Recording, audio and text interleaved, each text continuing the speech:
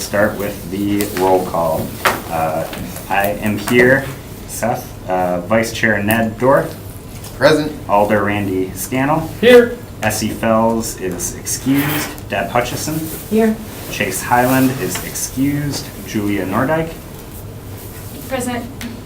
Stephanie Ortiz, not present, not excused. Mark Walter, not present, excused.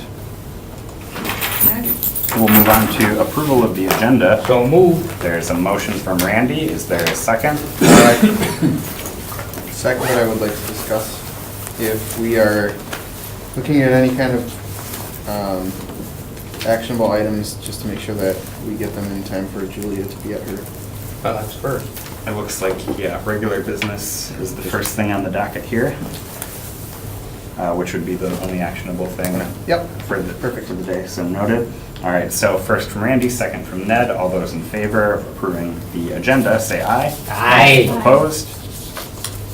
That's approved. Okay. Moving on to approval of the minutes. So moved. There's a motion from Randy. Is there a second? Second. By Ned. All those in favor? Aye. Opposed? And the minutes are approved. All right, we've got you first on the agenda here, Paul. All right. So we have a guest from Clean Wisconsin who made the trek up from Madison today to give us a presentation on coal tar sealants. I don't want to ruin the ending, so I'll leave that to Paul. And I'll make a motion to open the floor. There's a motion to open up the floor by Randy, seconded by Ned. All those in favor, say aye. Aye. Aye. Anybody opposed? All right, we'll let you talk. Okay. Should I put a flash drive on this computer to have it up on the Oh, screen? yeah. Or should I? It'll take me a minute. There's a lot of files on it. Could put it in my ear and I could.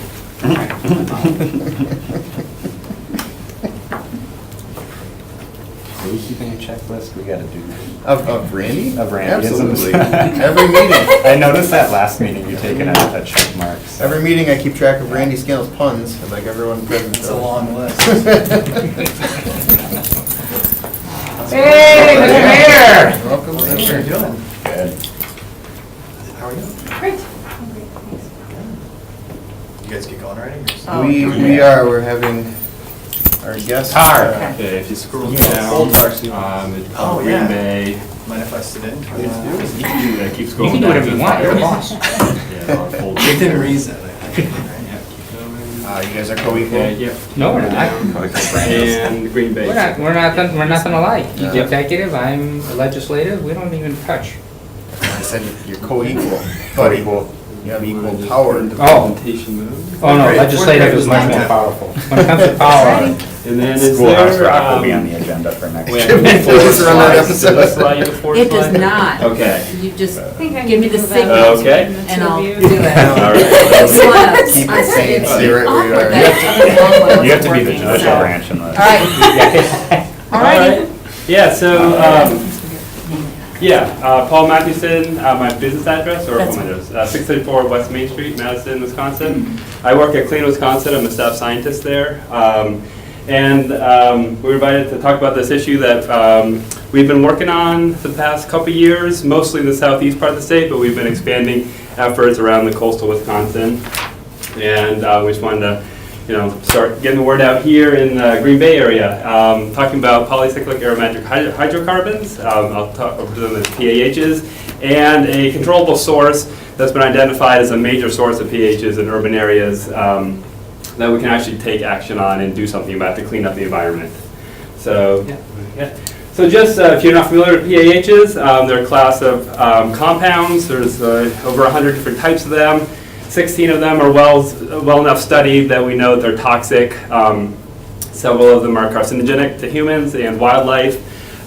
Exposure to them has developmental and reproductive issues in humans and in wildlife as well. So they're just a class of compounds we don't want to be exposed to.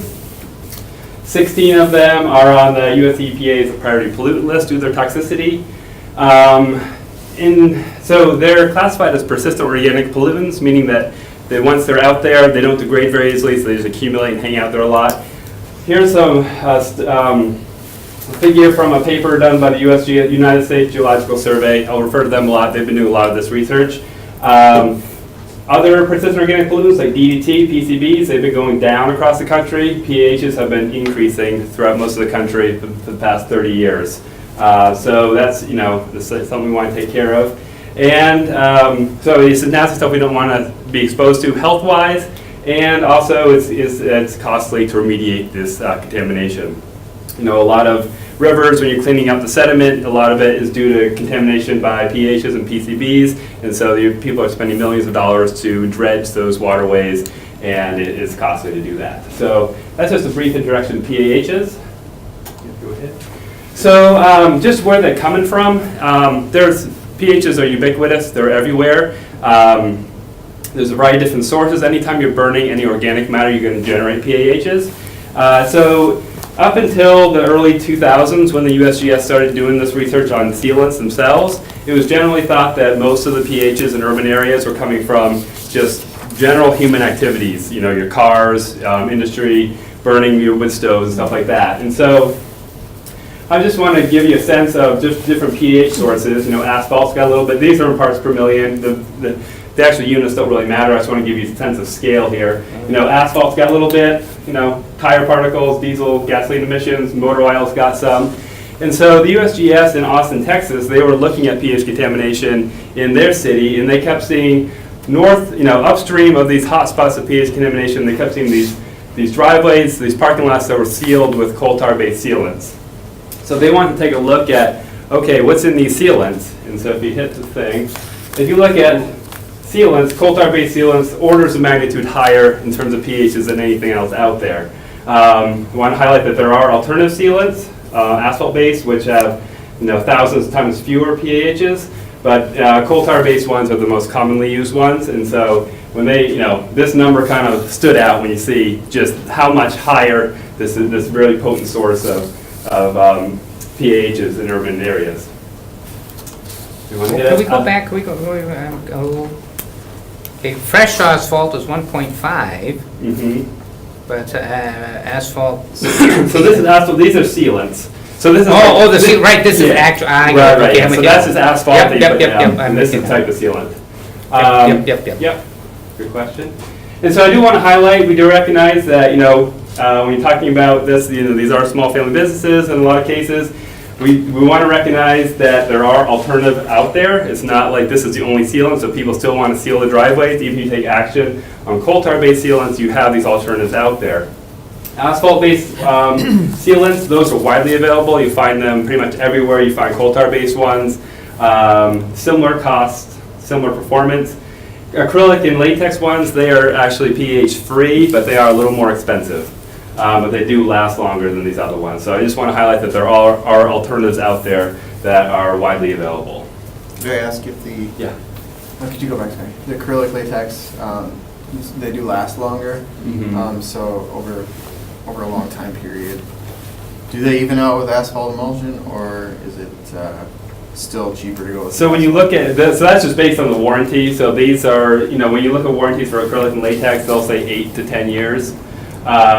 Coal tar and asphalt-based emulsions, depending on how much you're spending, those are 1 to 5, 6 in that range, and so it really depends on the specific one you're buying. So you can spend less and only have 1 year of coverage versus,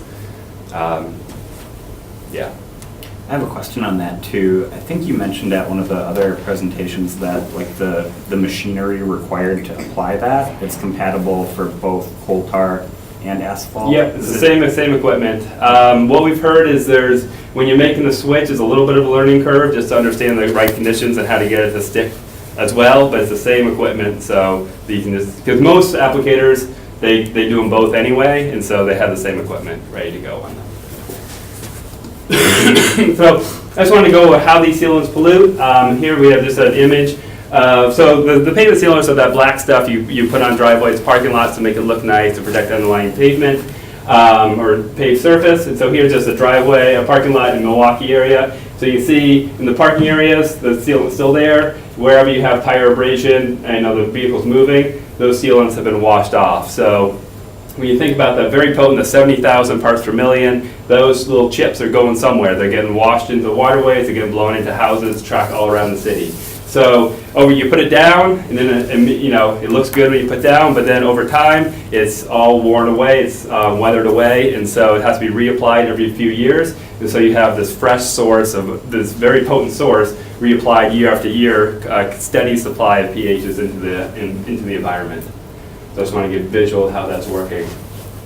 So like I said, Austin, Texas, the USGS that's where they first identified the issue. What got us interested at Clean Wisconsin is in 2016, the USGS did a study in Milwaukee. They sampled took samples from about 40 different places and water bodies in the Milwaukee area. They found that 78% of the samples were exceeded the level which effects on aquatic life are probable. And looking at multiple lines of evidence, they tracked it back that over 3/4 of the pHs in the Milwaukee area were coming from these coal tar-based sealants. And so you have this controllable source contributing the vast majority of the pHs to the environment. Here at Clean Wisconsin, understanding that Milwaukee is by far the most urban area in the state, we wanted just to see if that was the case elsewhere. And so we've done some sampling in smaller cities throughout the state, and we're finding that pH concentrations are exceeding. They're not getting above the probable effects threshold. That's a very high one. They're getting above, in most of the cities we're sampling, they're getting above a lower threshold, the threshold effects concentration. That's the level at which you can start seeing effects on animals and wildlife in the waterways. And in all the cities, coal tar-based sealants are identified as a primary source of pHs. So it's not just a big city Milwaukee issue. Okay.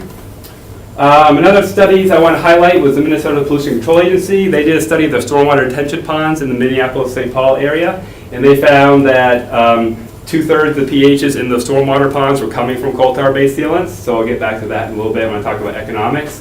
And again, this has been found over and over. Austin, Texas was the first place, Pennsylvania, Toronto. The USGS did a study of 40 different cities, 40 different lakes across the country, again finding that coal tar-based sealants were the main source, Texas, Missouri. So it's been found over and over by different researchers, by different entities doing the research. So it's not just a one-off thing. So the science is pretty well developed on that. We did a little bit of sampling in Green Bay as part of our other places. So I just want to show you where we sampled, so you can click on the next one, show you the results here. So in most of the places, it was exceeding the threshold effects concentration. This one right here, it's actually not far from here, Right. on the East River. This one is very high, but the profile, when I was looking at the diagnostics, it was a very strange profile, so there seems to be some point source right there. So it didn't look the same as all the other ones. Close to the mouth of the East River? Upstream of the mouth. Because they are doing a pH cleanup right there because there was a gasification plant. Yeah, the MFG plant, yeah. But it didn't look like the profile didn't even look like coal tar. So I don't think it was coming from that. But I did know there was a pipe coming down right by there. I don't know where it came from, but the profile was very strange. So I do, this one looks high, but it looks like there's a weird source right there. But again, just generally, in the other, over half the other sites, you're above the threshold effect concentration, showing that you have elevated levels of pHs. Could we just go back to the other one? The map. Yeah, Dutchman Creek and Beaver, where are those? Dutchman, do we know? Is there a way to? Here, can you go back? Back let's one see. more? Yeah, no, go up. That's all right. The table is in order. So these are 1, 2, 3, 4, 5, 6, and 7. Dutchman is here, and Huh. Okay, yeah.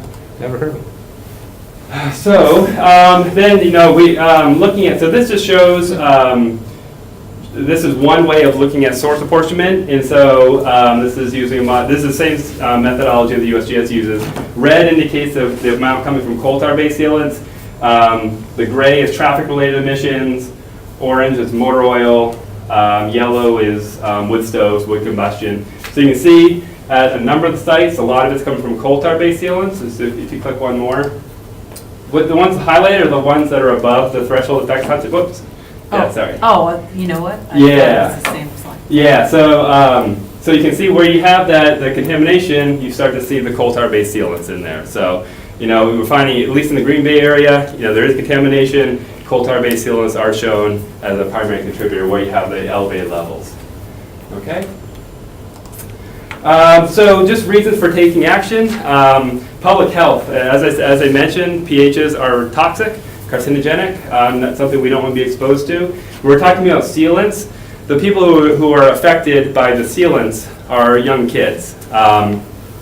So what the Baylor University did a study of this. What they did is they looked at the house dust in homes that were next to where the parking lots were sealed with coal tar-based sealants, and they looked at the house dust in the soil in houses that were either sealed with the asphalt alternative or they were unsealed. And they found the house dust had 25 times higher PAHs when it was next to a coal tar-based sealed driveway, and the soils had over 100 times more PAHs. And so when they're looking at, young kids, when they're crawling around, they're incidentally ingesting a lot of dust and a lot of soil when they're playing around. And based on standard incidental ingestion rates and the increased pH content, they calculated that living next to a coal tar-based sealed driveway would increase cancer risk by 14 times for kids. Based on that evidence and just what we know about pH generally, the American Medical Association, in their 2017 meeting or 2016 annual meeting, they resolved that, they reviewed the evidence and said, yes, this is a legitimate public health issue that the AMA will support efforts to address this, the source of PAHs. My background is ecology. I just want to highlight some other public health experts who have reviewed the evidence. Medical experts have looked at it and said, yes, this is something that we should deal with. If you care about the environment more so than public health, anything that's spending a lot of time near the sediment of waterways will be affected by it. They found, studies have found downstream of sealed parking lots reduced diversity. pH exposure causes tumors, developmental problems, and a wide variety of aquatic critters. So, it's not good for the environment either. And then finally, you can make arguments on economic grounds. And so if a city is using stormwater management, stormwater detention ponds to manage stormwater, that can create an economic burden for the city.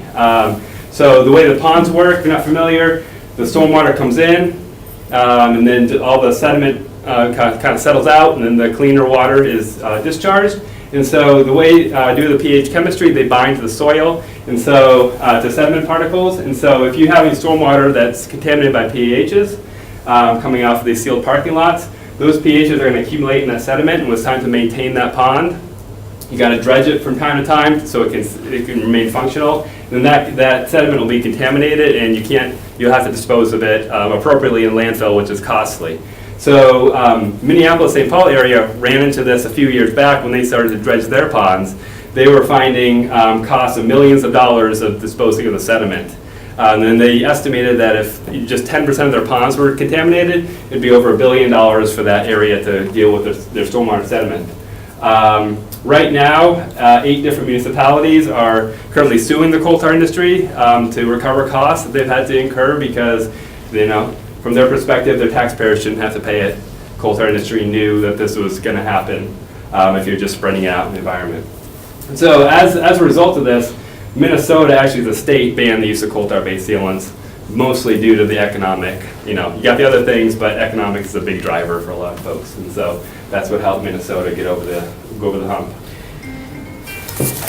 Can I ask if at state level, What's are that? there talks about this at the state level in Wisconsin? We have not pursued that yet. Because in Minnesota, they tried to do state level first, no dice, but then individual cities started doing it, and they got to about over half the population was covered on that, and then they went back to the state. Just because people didn't know about it, it's relatively new science, and so no one knew about it at the state level when they first tried to do it, and no luck. And so we're trying to generate the same model here in Wisconsin, building up that critical mass of education, cities have taken action, and then go state level, because that would make it a lot easier if everyone's on the same playing field.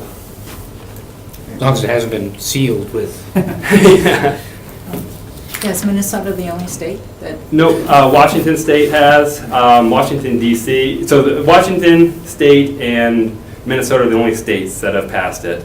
Maine, right now, they have a bill that just passed their House. Illinois, Indiana, and Michigan all have bills in place at the state level. Indiana and Illinois are tough sells because they have coal tar manufacturing in there, so there's strong lobbies there Yeah. against it. So. So then if this stuff needs to be dredged, are there plans to dredge then in these states to clean out the coal tar, the PAHs and the sediment and the water? So, I mean, I guess I'm not sure of the Well, I guess question, yeah. like PCBs, we're taking those out. Yeah. Would they be able to take these out of the soil because it's been happening for a Mhm. while, right? Yeah, it's the Or same. is it just so spread out? It's so spread out, it's kind of same with PCBs. Where you detect the contamination, Mhm. you'll probably have to do it, but there's a lot of incentive for governments not to really test around and, find a problem. If you don't have a problem, if you don't know about the problem, you don't have to deal with it. Yeah. Because what we tried to do, we tried to sample some stormwater ponds, but the DNR is like, well, we don't really want you to do that. Because if we find a problem, we got to deal with it. So, yeah.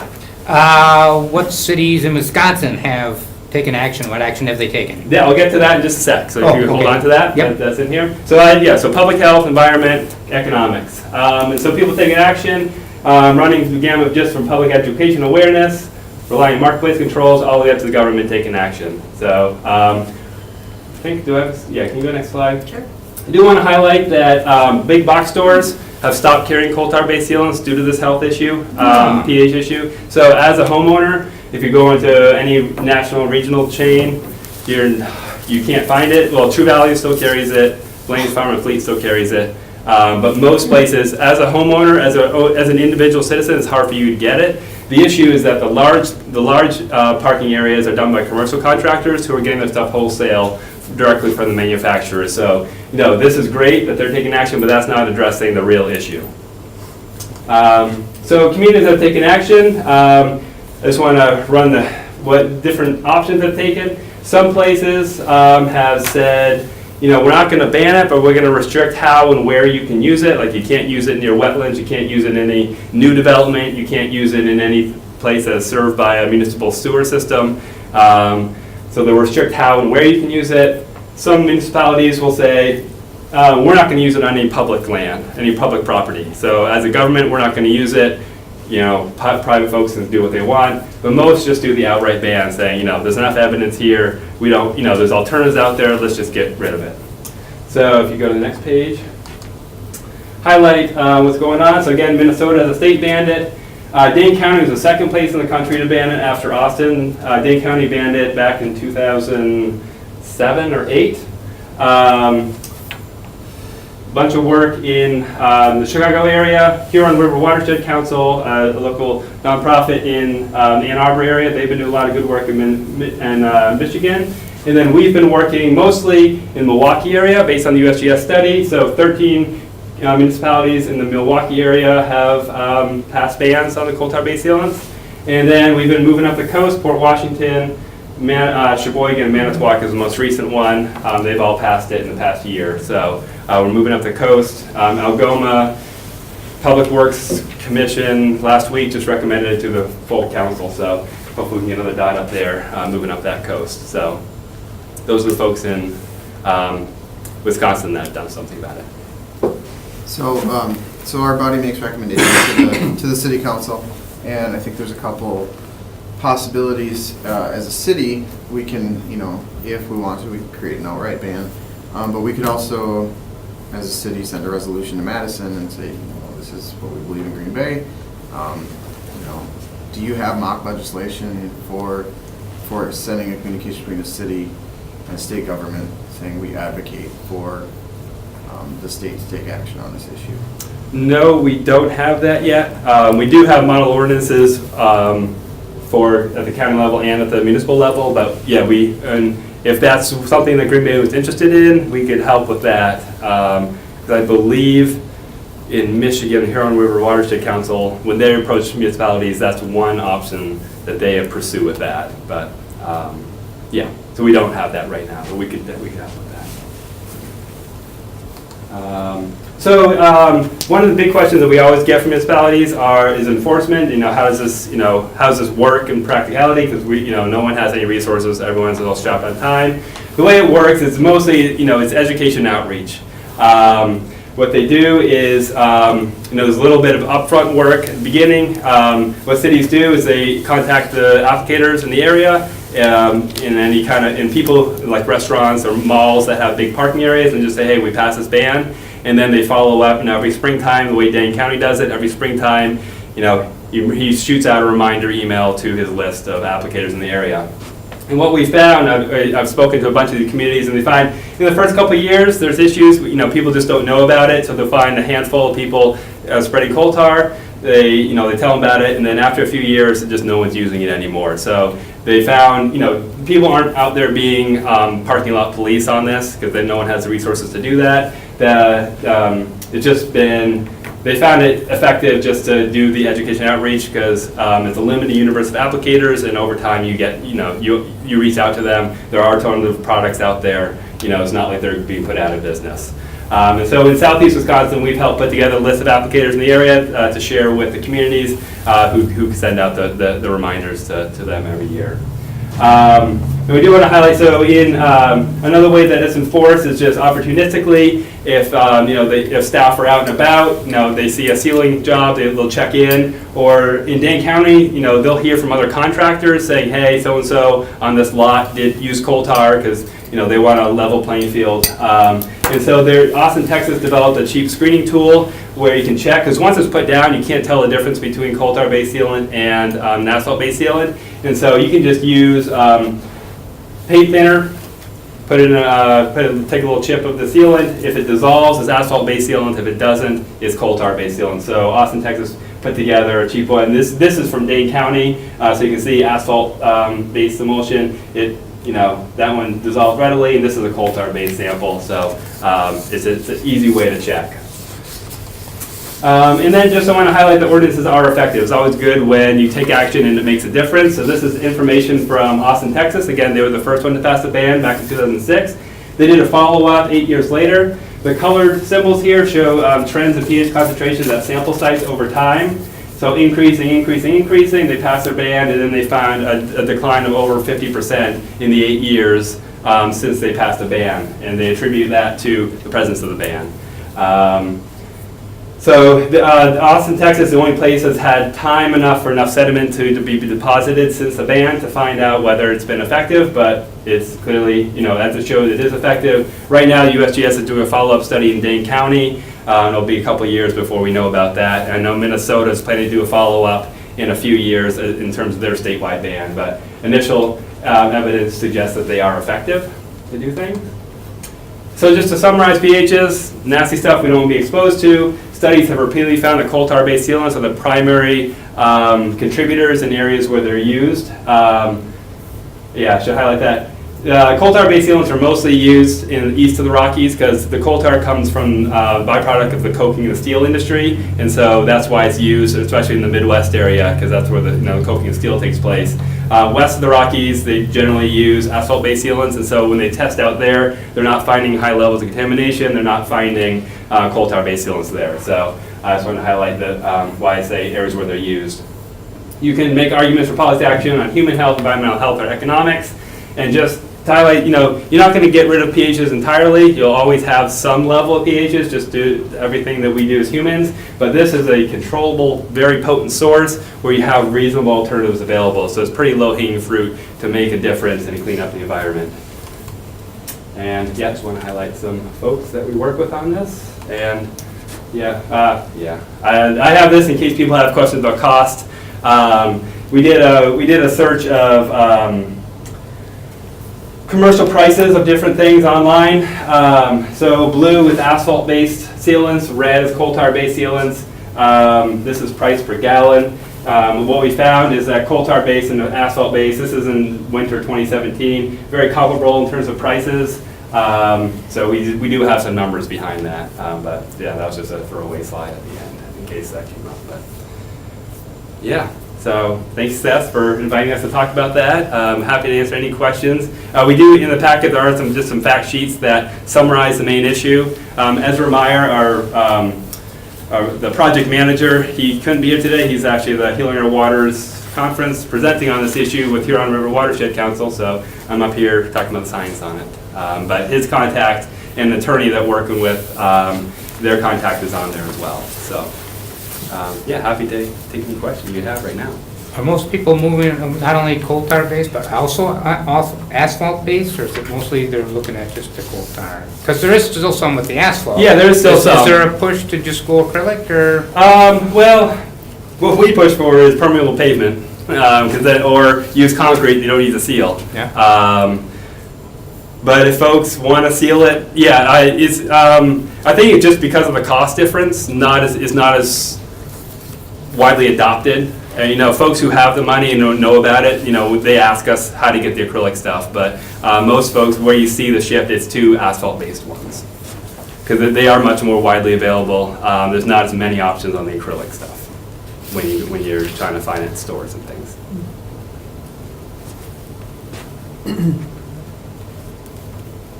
Do we have other questions for Paul? No. Not me.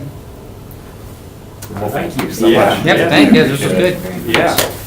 I'll get this out. Encore, encore. One more slide. You have Alright, a do we lot need- of information. Okay, yeah. Do we need a motion to close the floor then? Yep, motion to close the floor. But, hold on one second, Okay. so sorry. See you guys. Yep. Thanks, Eric. Did that, Mayor?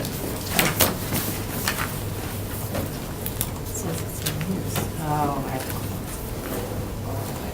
excuse me, just give me 1 second. Okay, and then, can you do me a favor and send that presentation to me? Okay. Or you can send it to Seth. Okay, in PDF form or? That's fine. Okay, I'll do that. All right, thanks so much for listening.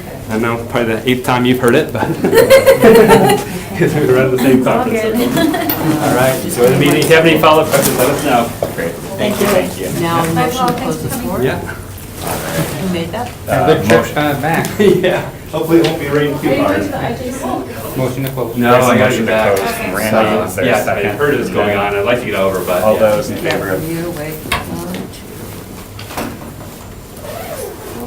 4. Okay. all right. All those in favor of closing the floor, say aye. Aye. Opposed? All right, the floor is closed. Now we will move on to discussion with possible action on that item in that presentation. Well, I'll make a motion that we, legal, with the assistance of Clean Wisconsin, make an ordinance to ban, Coal tar sealants, make sure we Could do it the right go one. both? So You know, motion to I'll- refer to the law department and anyone else, or just the law department? Oh, we'll start with the law department, they could kick it back to us, and we Yeah. could look at it, and then we could send forward it to a committee. Yeah. Probably Okay. protection policy, I would think, We do have. or INS, I don't know which. Well, I'm thinking it would need to go to INS. So I have essentially a motion to refer to law department to create an ordinance, which will come back to sustainability for review, and then from there, go to the improvement and service committee. Well, Should we start by drafting an ordinance? Right. to Yeah, send that's to what them? the- right, Okay, that, okay. yeah. legal will do that, So kick we'll- it back to us, then we'll send it to committee. Okay, so we'll send them, so, because I do have their template resolutions and ordinances. Oh, you do? Yep. Yeah. Oh, 'cause then So we we can- we can start with that, if we want a couple folks to look at that. Why not And then send give it to it- law department. Whatever you'd like to do. Oh, I have a well, motion, but before we discuss it, I need a second. well, wait, I didn't, I don't know if I finished. I don't know if you finished. Yeah, to, That's everything. All right. I was gonna, and also I was going to add, and draft a resolution to send to the state. Advocating. Advocating, thank you, that's what I was looking for a ban on, as coal, The use. Statewide. tar, yeah, Yeah. statewide ban on tar-based Yes, I think- statewide? sealants. I think procedurally they can be done in the same ordinance or resolution, just as an additional therefore be it resolved clause, instead of doing two, do one. No. I don't know about that. No, an ordinance would be different from a resolution. Yeah. Oh, okay. 'cause in Oh, yeah, ordinance is what goes into law here, an ordinance goes to, our ordinances wouldn't go to Madison. Okay, well, let's do both then. No. Okay, so what I have is, before somebody seconds it, a motion to refer to law department to create an ordinance utilizing the model legislation that you have, right? Yeah. And that's for an outright ban? Yeah. Yep.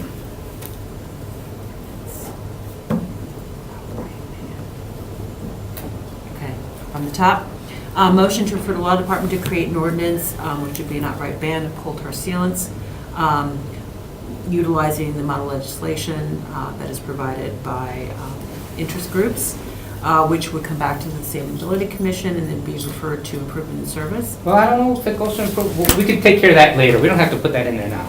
I think it's, I don't know why would we. Okay, I'll take that out. Yeah, we'll see what legal says. And draft resolution to the state, which would advocate for a statewide ban of coal tar sealants. That's the motion. Is Yep. there a second? Second. Seconded Okay. by Ned. So do we want to, if we have Yeah. a model, do we want to do that, or do we want to just send that to legal to mock up something, to write up something and come back to us, or do we? The model legislation is really comprehensive. I think it will require a little bit of research by legal because it cites, it's very generic in that it just says in this section of whatever cities, like codes where that exists, so they So would have to do some. Do you want to give that information I'll send then that to legal? them. Okay, then we don't need to. Yep, so that's really easy. Anything else? Okay. Unless anybody wants to take a This look is the at it. discussion time. This is discussion. It is discussed, so we have a motion and a second on the floor. Mhm. Yep. Just a policy or procedural question / comment that I will probably, moving forward, be abstaining from the voting things on policy related, anything that has to do with like actual real, like policy. Ordinances and Or, stuff? yeah, or the advocacy of the resolution, just because of my position. So I'm more than happy to provide information about things or so forth like Help with the that. discussion and so on, Yes, but when exactly. it comes to, you'll abstain. when it comes For to that. specific policy items. So if we're just talking about generally policy stuff, that's fine, but when it comes down to specific language, I'm gonna have I think that crosses a line for me. So. Okay. So for this though, since we're not actually adopting anything, just sending it to staff, is that something you think you should still abstain from? I mean, if you I'm need to. not 100% sure, but Well, I maybe feel you like the do. way you're talking about it, I probably should. Yeah. Yeah. Well, gotcha. But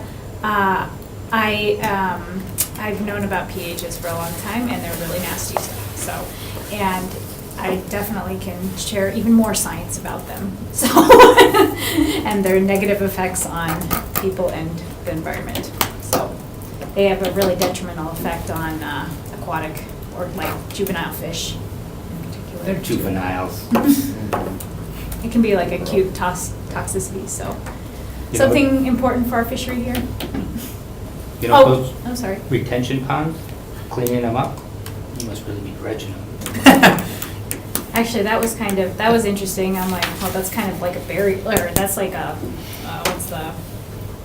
like a last line of defense, really, before it gets to the river or the bay, which is kind of interesting thought about that, but, Do you know, is this, Also- the also- PHs part of the dead zone? no, that's a different issue. Okay, That's, yeah, that's. I wasn't sure. Yeah. No, but the cleanup, so we have the PCB cleanup, but they're also cleaning up the PAHs out of the old gasification plant.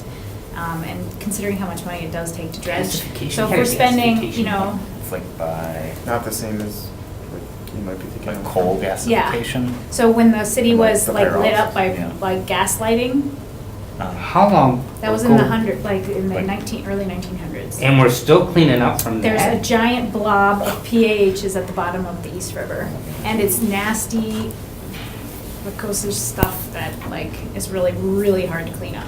The PCB processing plant can't even do it. So their equipment doesn't work for it, so, but they're building it in, since they have the dredging material out there, they're building it into the process, and. Well, that's nice. It's really good.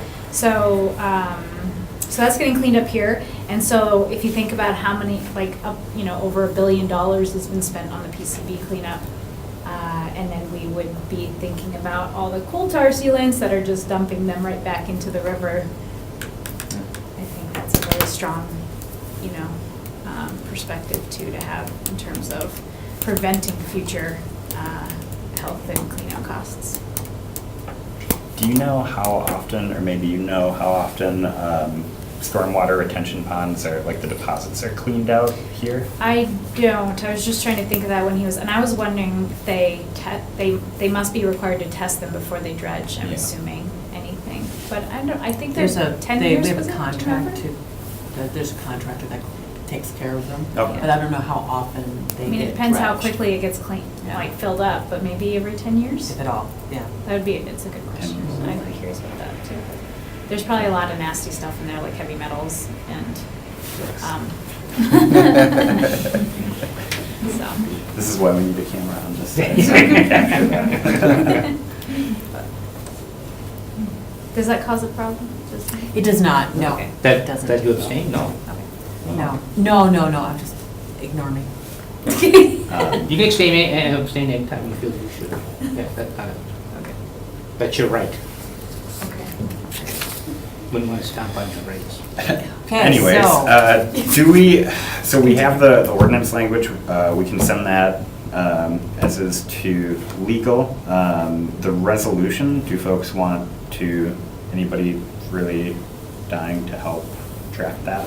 I thought, So this would They be don't the have one. resolution to Right. recommend to the state. I Right. don't They- think they do. offer- they don't have one, but they said they would offer. help. Okay, Yeah, they offered. Okay. So if he wouldn't have offered, I wouldn't have put it in. okay, sure. Quick question, is this a ban on, in the legislation that you have, model legislation, is it a ban for the city as a corporation? Or is it a ban for the city as a corporation and the city as a community, both? Both. Yep, so this is an outright ban, commercial, municipal. Yeah, Within yeah, city yeah, yeah, limits. yeah. Is there a, like, you have until this date to get it done? To deplete your supplies and get new supplies? No, I'm asking. right. Mm-hmm. Well, it's a discussion, right? I would say no. I don't know what the language is in the Okay. ordinance offhand. I have it on my computer. Okay. But if it's like open meetings, should I not refer to it, or? Because I don't have it, so yeah, just a quick question. Yeah. That's fine. It Yeah, seemed very I mean- measured. Right. That is, but that is a tough question. If maybe we as a city have purchased a whole bunch of it, or maybe. Too bad. What do we do with that stockpile, you know? Or what does a company do, or what, you know? Does that put the city in legal trouble to say you can't do this, and then this company is, I Well, don't know. I think we should I- ask legal that. I think we should ask legal if there has to be a grace period. I mean, obviously, I'd love it if we just stopped right now, and nobody put any more of it on the ground, but I think we should also find out if there are any ramifications to enacting the ban immediately. I would say no. Because if, for one thing, any company, which is who we're talking about, it's just the city of Green Bay. I'm sure they do more than the city of Green Bay. If there's like I know a company, and they do, they're all over the state. So, I don't think we're hurting anybody if they've got supplies. And if they got supplies, quite frankly, it's poison. I don't care. You know? No, I hear you. I do. We got, you know, in the city of Green Bay, we don't want it. Would it, putting a, you know, a timeline on it, would that make it less attractive to people on the council or to people who would be voting on this? And would that be detrimental? I don't know. If it is, I the mean, council can amend. And If there's members on the council that feel there's a need for a timeline, they can take the ordinance and amend it. They Okay, can vote it on can be accordingly. amended. Yeah. So, I would think coming out from us, I would rather we didn't. Might be worth asking Paul about like how the quickly or how the other cities adopted it. Mhm. You know, if they had any, Yeah. or just it sounds like it's pretty quick though. Yeah. Like and it's very easy Yeah, to. he made it sound quick, but Mr. Boyd he was was talking fast. quick, so. I think if 17 cities, one county, and our neighboring state have enacted this ban without like major backlash, I think that we should be in a good position to enact it. But we can check with him on that.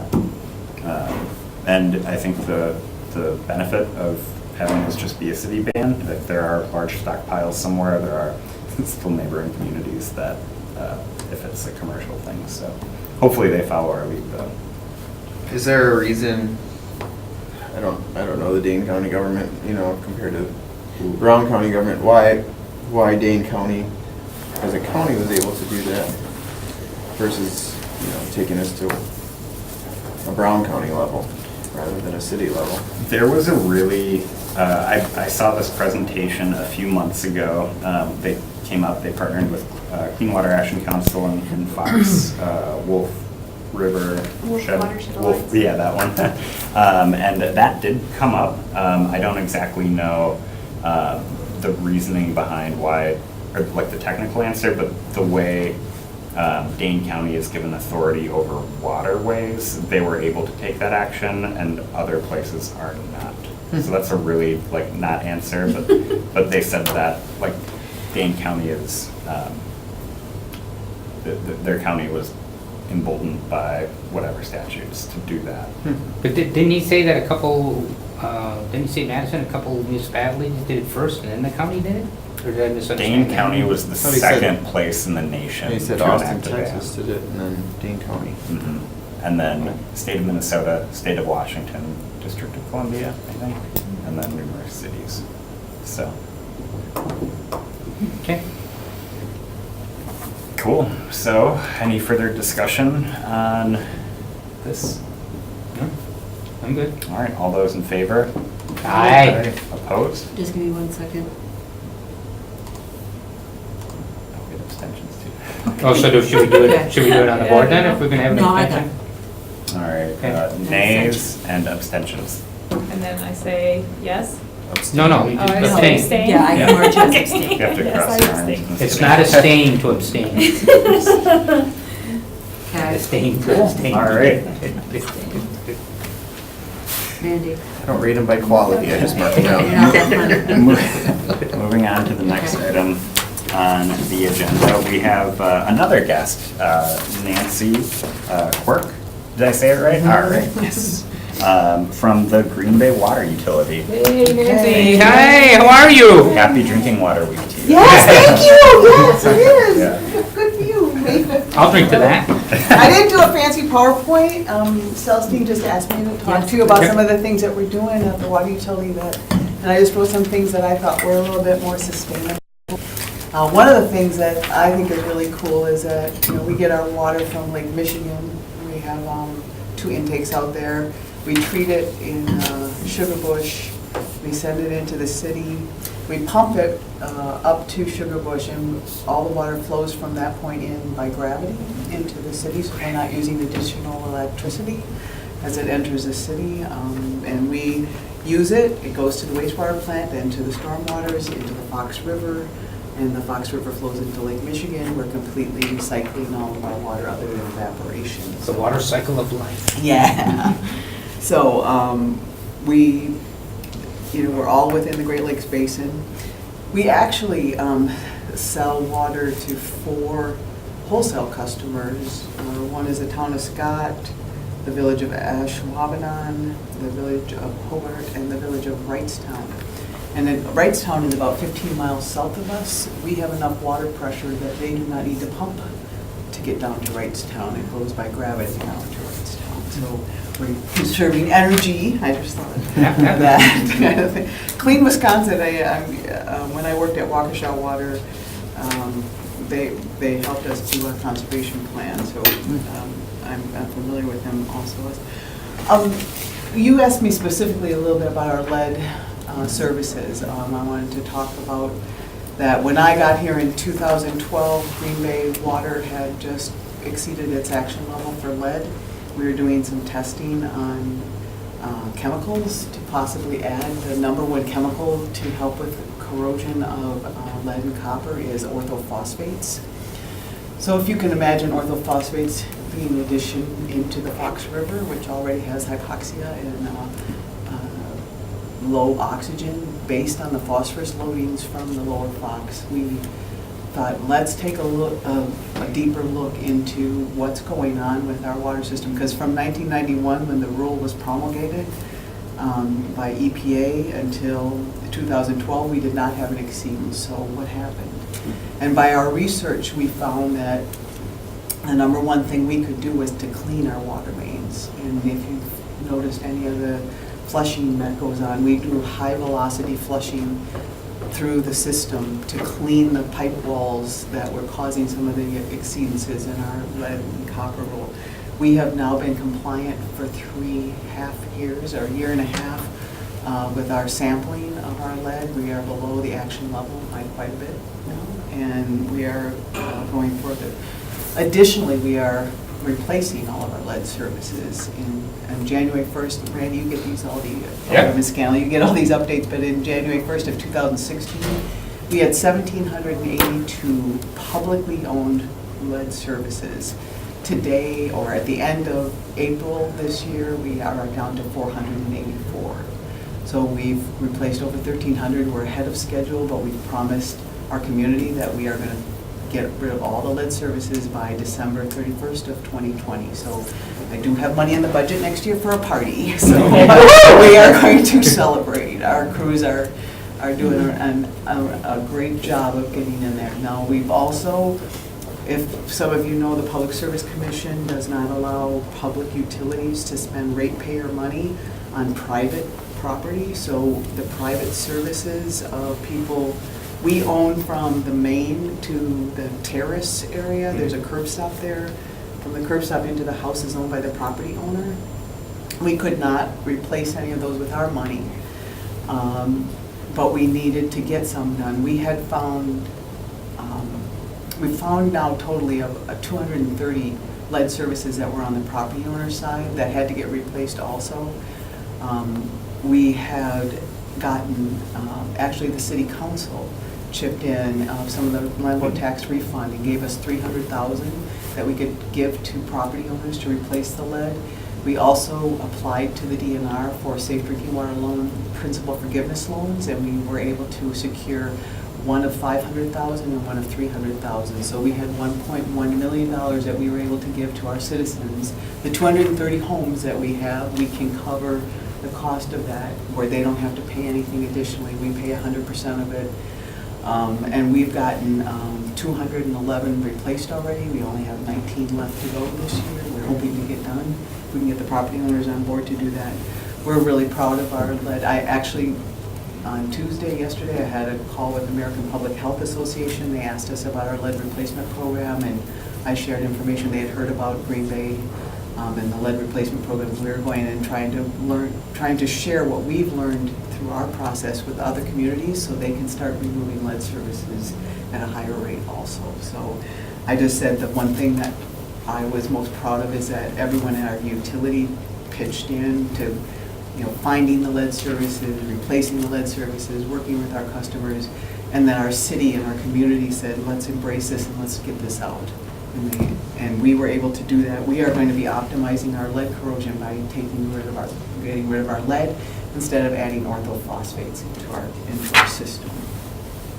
One of the things that happened with this is that our wastewater utility, of course, did not want us to add phosphorus. They helped actually fund a research project that we did at the national level to talk about coming back into compliance without having to use orthophosphates.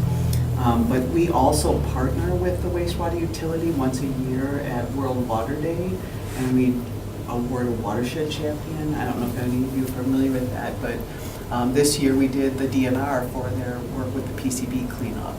We've done one of the local farmers who had put a zone around a pond to help contamination from going into a local stream and things like that. So there's a teacher who took kids out and taught them about the environment, and we awarded them.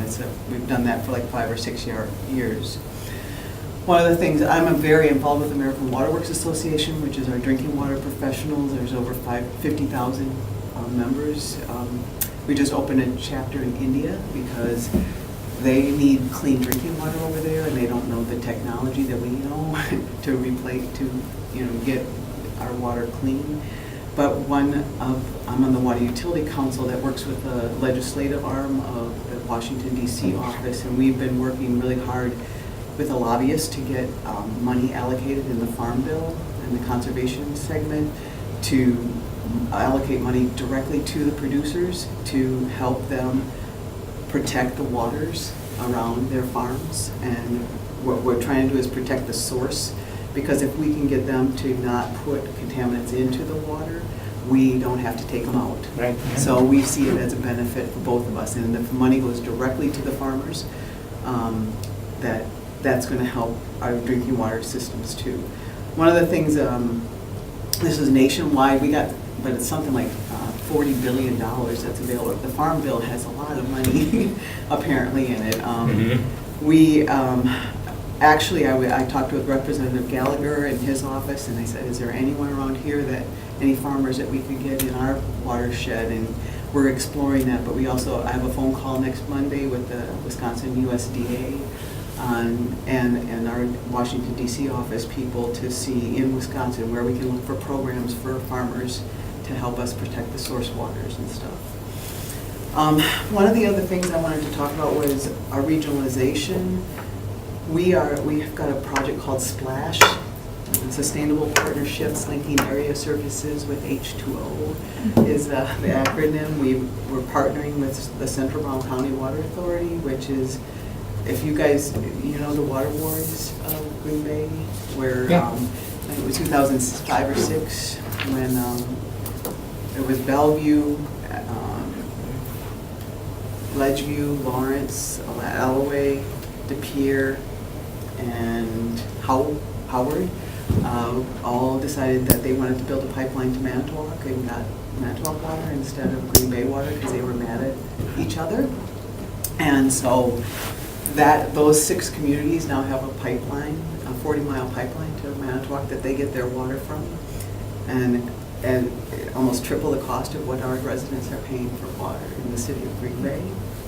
But we are working with them to look at business aspects of a water industry and saying, where can we work together to lower costs overall for our ratepayers? And one of the examples that we are currently doing is that we now do De Pere's water billing.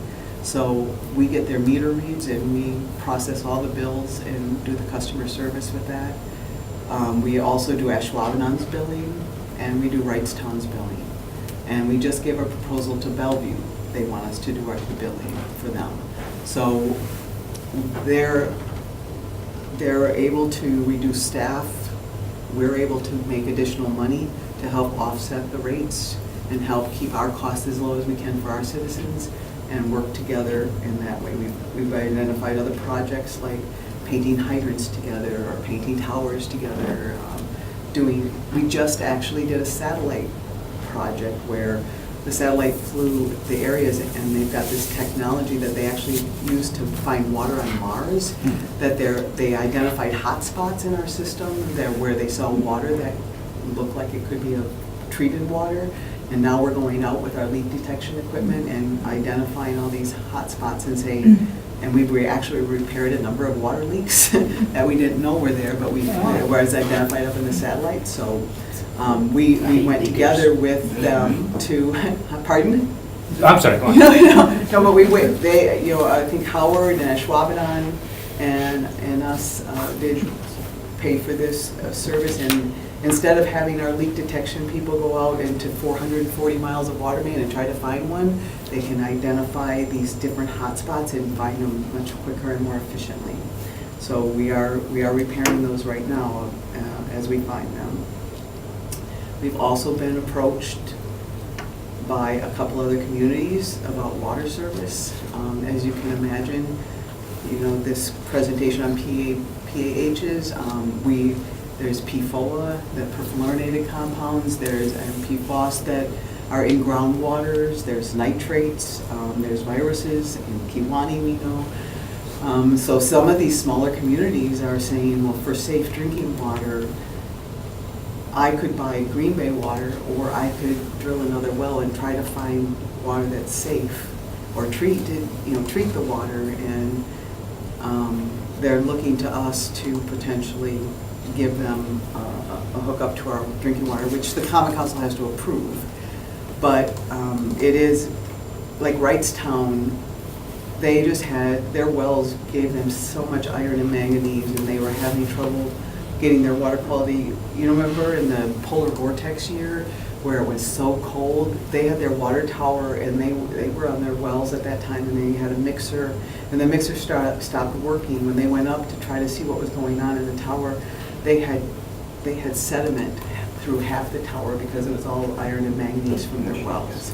They had to flush like 3 times a year. Now they're getting Green Bay water, and they have to do once a year or something. So just definitely water quality improvements, and we do the treatment out at our treatment plant.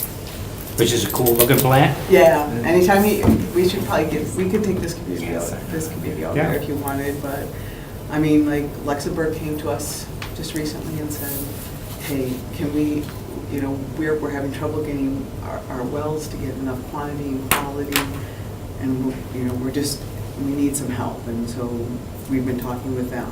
And there's another community that's kind of secret right now, so I can't say it, but that have approached us about potentially doing things. I mean, our plant can treat up to 42 million gallons of water a day. Our current usage in the city of Green Bay with our wholesale customers is at 18. Okay, we peaked last summer at around 30 million gallons a day. So we have excess capacity that we can share with other communities. And the more people that we get to buy the water, the lower our rates can be, because it just helps our whole community by keeping our rates as low as we can. Would that be for like just towns and villages, or like rural folks in Kewaunee County too, to hook up to Green Bay water? Well, and that's the cost thing, right? Because they have to build a pipeline, or they have to hook up somehow. The one thing about Kewaunee, though, is that we have our raw water there. It's not treated. Once it hits Sugar Bush, then it's treated. Like Luxembourg could build a pipeline right off of the plant that would be treated water. Now, I mean, so we are trying very hard. At the national level, EPA is asking large utilities to help small utilities meet safe drinking water standards because they're having trouble doing that. I mean, in Wisconsin, we also have chlorides from salts going down into the drinking waters and stuff that are starting to affect. And Kewaunee had all the viruses and things like that. So, yeah, we're definitely looking at helping communities when we can. So, those are kind of the things that I thought would be highlighted for our, kind of sustainability. Is there any other questions you guys have? Has there ever been any concerns from where the water is taken in from Lake Michigan with any of like the manure runoff or any of the nitrate runoff, or is that? No, we're far enough out. We're like, our longest intake is at 6,000 feet out, so we're over a mile out in the lake. And we are on the ground. We do actually feed liquid chlorine out because of the zebra mussels, the invasive species that are in the lake, and quag mussels that are going there. So we limit that coming in. We have another intake at 3,000 feet out, and again, we have a little bit of algae in that one. We don't run that as often because we have to treat it more. But and when we have storm events, like maybe here, we do. I know this flooding is definitely, last time when it flooded, I think Alloway put out a statement, don't use the water, and everyone was calling us like, is our water contaminated? Do we have issues? Well, no. This is only because we don't want you to flush your toilets into the sanitary system. So this morning, as we were getting the information about the floods, I had our communication director just say, hey, the water's safe, but to help with the wastewater, if you could limit your dishwasher or your clothes washing just during this flooding time, because they're getting double and triple the amounts of water that would go normally into a wastewater utility for treatment, and we don't want to have overflows into the Fox River and stuff like that. So, Is that for all of Green Bay that you suggested? we just put it out on our Facebook. Oh, I see. I have a question about the viruses. How do viruses get into water? It's mostly from what they did for studies. Dr. Borkhardt out of the Marshfield Clinic, now he's with USD, I think, but he developed some tests that found it's from the entoviruses and things are coming from the cows, and they're also coming from human waste, is what they found. The septic systems in those areas, it's a, you know, if you know what karst geology is, it's a broken bedrock. And so when the manure gets put on there, it goes straight down into the groundwater. So people were getting like brown water into their faucets. It's mostly from the waste of the humans, and it was like 50% human and 50% bovine. So Now with the intake that we're, how big are those in Lake Michigan? I mean, is there's like that 40 inches each. We have like 3 of them at a time. just 40 inches? Really? You'd think they'd have to be with the... Well, I mean, the pipe itself is something like that, and then they have the funnel that goes up and catches it. And we try to keep velocities really low so we don't attract fish in there, we don't pull fish in there. We sometimes have to clean the fish on Fridays, and we put it back in the lake because DNR won't let us take any out. But I've seen 1 or 2 when I go out there on tours. So we take all of our new employees out there because one of the things that it's hard to see in the city is because our filter plant is way out in Sugar Bush, it's about a half-hour away, is the amount of care that we take to make sure our water is safe for our citizens to drink. When they talk public health, we care about public health. We test for, we probably do over 10,000 tests a year on our water, that making sure that we have safety. We have chlorine residuals out into all the parts of our city that bring information back every like 10 seconds. If something was going, if our chlorine residuals were going down, that means that something's eating it up, and we would go out and take a look at what's going on. We have 24-hour-a-day plant operators that are treating our water, and we've also got people on call 24 hours a day to make sure that the water's safe and going out. So we take our job very seriously. You mentioned some of the other chemicals that we're cleaning out of the water, treated. So which of those kinds of chemicals would you say come more from an urban environment versus well, a rural? The nitrates, that's rural. You're saying for urban runoff is chlorides in groundwater, usually the salts are doing that. I know that when our big water main broke on Mason Street in December 29th, 2012 at 7:30 in the morning, not that it was a traumatic event for us or anything, but that was determined to be corrosion from the salts. And also there's cathodic protection on some of the gas pipelines that were going there that, you know, stray currents cause there to be some breaks in our steel in that pipe. So urban, well, I know in the storm system you're getting anything that comes on the streets off into there, but that's going into the Fox River more. So we in Lake Michigan, I just thank our forefathers immensely in Green Bay for having the foresight to go to Lake Michigan instead of a Fox River. I mean, it's a huge body. It's the second biggest, Great Lake, and it just dampens when things get in there. You don't have the concentrations. I mean, I know the PFOA and PFOS, like in Marinette, that was from one of the Tyco chemicals I think out there, and those are mostly in groundwater. We are testing just in case, for ours, and we're finding no detects in almost all of them.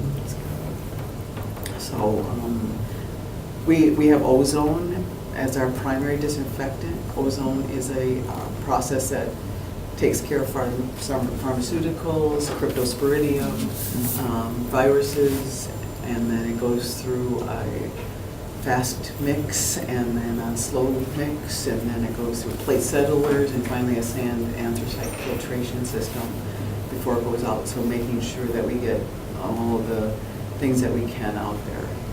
And we are doing additional studies to maybe take additional organics out, so that, not harmful organics, but just things that can cause issues in our distribution system. So we're working on optimizing that also. So to get your ozone, do you have a big funnel up into the sky? No, but we should probably release some there. But, we get liquid oxygen and we transform them with ozone generators into the O3 that goes in there. And then we have our ozone contactors are under a vacuum because ozone likes to come out of solution, but we keep them in vacuum until we can use them for contact time for our water to get through and get it exposed to all of that. So, I've been here for 6 years now. So I started my career at Madison Water Utility, actually, and you were right. Dane County is in charge of all the lakes in that area, and they, you got Monona and Mendota. They were the first ones who started doing lead surface replacement. I was there when I helped develop the program. I wasn't big enough in the totem pole at that point to negotiate with the EPA or anything, but I helped develop the program as a civil engineer there. So, but that gave me more confidence maybe to start more aggressively here because I knew what to do. Yeah, well, it sounds like a lot of progress. Yeah, you done a great job. Thank you, yeah. Well, I'm just really proud of our whole team at the utility. And I mean, we had our customer service guys knocking on doors, and I think we're down to only 5 homes that we haven't gotten into that to determine what material they have inside the house. Because some people don't like us going in their houses. Yeah. We've been scheduling meter replacements, which means you have to go in there and then we'll get them, so. But I think those are the major, I mean, we've done strategic planning and master planning. I'm a believer that for every dollar you spend on a plan, you're saving 3 in lost time, and I like to have direction, and I like to have us heading, I mean, infrastructure replacement is huge. We have more work to do there. I would say as the lead services are replaced, we'll probably put a little bit more effort into the main replacements and things too. So, but we'll be working with the city because the most cost-effective thing is for us to do streets and storm and sanitary and water all together because it's the most cost-effective for everyone to work together in that. So, anything else exciting? National Drinking Water Week. Are you friends with us on Facebook and Twitter and we're Instagram? Yeah. Andrea does an awesome job. Yeah. She sends me reports and I put them out on my Facebook. Oh, do you? Yep. Oh, I gotta be friends with you then. So, I got Brian Johnson, and I got him. But, all right, is there anything else? Anything else for Nancy? Is there any other sustainability things? What do you guys, can I ask what you guys, what some of You the absolutely topics? can. You guys, this is cool, I didn't even know the committee was here. We're pretty new. Yeah, we haven't been around too long. Yeah. There's some major areas that we look at with, energy, renewable energy, carbon neutrality, kind of that realm. There's water, is huge, transportation, land use, and what am I missing? I guess equity as far as resource, accessibility. But yeah, water, and we've talked a little about flooding recently, and maybe some more innovative ways to reduce flooding and also restore habitat or just more creative ways of preventing flooding. Yeah, we've talked. I mean, really, we had our water expert, but she's gone now. Who is that? Julia Julia. Norland. Oh, Julia. she's where is she work? UWG. Sea Oh, grant. Sea Grant, okay. I think somebody, Oh, waste. That was the what other one. grant? Yeah, zero waste. Waste. Oh, it's zero waste. Yeah. I think I gave a presentation out there on some of the conservation things that are done for water out there. One of the things you talk about with energy, we've tried to figure out a way, we bring water in, as I said, through gravity. We're at zero pressure kind of at the filter plant. By the time it gets into the town, we're at about 150 pounds per square inch. but we can't put that into plumbing fixtures because it would blow. So we have to reduce, we have pressure reducing valve stations throughout every entry point in the city to go in, and we're taking our pressure from like 150 down to like 70 or 80. Now, we could put turbines in there and try to capture that energy, but when we've talked to the electric companies, they said, well, if you put it up in our electric grid, you're going to have to pay a transmission fee to get the electricity through there. So it does, I mean, it's like, it's not negative cash flow for us where we can't justify a rate of return or anything on it. And I would like to capture the Yeah, that'd be energy cool. because it's right there. Yeah, it seems like a waste. Is all the technology? Yeah, exactly. The technology is just fine, it's just the regulation with that? Yeah, I mean, we would have, it would cost us more money to put it in than it does. I wonder if Makes there's, sense. You guys haven't heard of any Interesting. programs, right? I mean, we stay really close, because we're one of the top energy users, and the energy company is one of the top water users. You know, Should just Huh. trade. Trade off, yeah, Yeah. right. 70% of all the water used in Wisconsin is used to produce electricity. Do you know that? No. 70%. Wow. Holy shit. Yeah, 70%? 70%. And they're trying to charge you? Yeah. Um, But I mean, it's probably from the lake and stuff, but. huh. I think that's a Public Service Commission, like law at the state level. I heard there was another conversation, somebody was talking about like CAFOs, like factory farms burning off Methane. methane and then having it. Oh, that I for- gas. I forget the phrasing or the name of it, but I think the way the PSC has the rules right now, you can't like have it's escaping me right now, but that would be a PSC thing that they'd have to overturn. Yeah, I was just at a meeting of water people. Net metering, this- that's it. Net metering, Mhm. yeah. Which we Public do Service with Commission's a solar. little challenging right now. Yeah. What was that about solar? Net metering at the, if it's not a wholesale price, if it's a customer based, like, then it's a net metering. Oh, okay. If you have a giant array, like a field of solar panels, then you get a lot less. You paid a lot less for the utility, but if it's a small scale, then you get net metering, so. I know my oldest son is a mechanical engineer, he works in Minneapolis at Excel Energy. Oh. And he works in the energy efficiency field, and I keep bugging him like, if you know anything, let me know. So he'll pass stuff off. Something. I mean, energy is our biggest, next to our employee, your salaried people, you have, our energy is our next highest cost in our operating budget because of the pumping that we have to do. We have 6 pumps that are 9 million gallons a day. They are big pumps, over 800 horsepower a pump going to pump up to the filter plant. So we use a lot of energy there, so. That's so interesting. Wow. But I feel like there needs to be Yeah. further discussion here about, and you brought up that really good topic of, could we capture some of this energy? Yeah. And what are the roadblocks in the way? But I think that might be a good topic Yeah. to really Yeah. hone in on. Yeah. I think that would be really cool. I've seen doesn't like Portland, Oregon have that and some of I saw like a video of it. I'm and it not just sure, looks but so you're cool. probably right, yeah. Yeah, Portland would. That's very cool. But I mean, yeah, we even have, we have a suggestion box at the utility, and one of the employees put, we should capture that energy. And I'm Yeah. like, we're trying, we just don't know how to financially make it happen. So, all right. Thank you, guys. Thank you. Thank you for what you do too for the Thanks. city, I appreciate it. Thanks for what you do, yes, Yeah. right. You guys take care. And so both Patty's and Nancy's, I'll take the verbatim minutes and do what I did before so that you can have them. And I'll also send this to you via email. I wanted to make sure you had it tonight while Yeah. we were discussing it. We're no longer at a quorum. We are no longer at a quorum. Is that a hard stop then? Yeah, kinda. So I did record her leaving at 6:02. So, That treatment plan, I did not. It's, yeah. But that sugar, Great field. that sugar. We can sit here and update each other though, because we're not voting on anything. And we're not at a quorum, we're not at a walking quorum, so.